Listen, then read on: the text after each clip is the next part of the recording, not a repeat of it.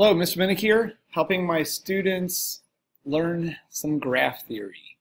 Here's a worksheet that I sometimes assign, graph theory worksheet number 1, and I'm going to start by modeling exercise 4's solution.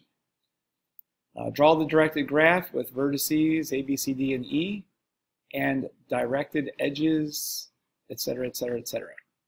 Okay, well, I always like to draw my vertices starting with the letter A and then go clockwise, leaving some space in between for the edges. You could draw the vertices in any arrangement you would like, technically speaking, but this makes it easier for me to grade if all my students would start with the A there and go clockwise around a perimeter. Okay, so I've done that. Now one edge, a directed edge, is an edge where there's an arrow.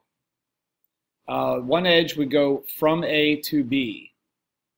So we draw edges with the arrow tip going from A to B. B to A, that would produce a second arrow at that end from B to A in that direction. A to D. So draw your arrow that way, the edge. B to C. D to C. E to D. And E to A.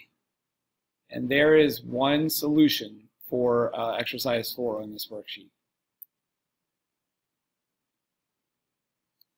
I don't see anything particularly tricky about the other exercises except for perhaps this BB.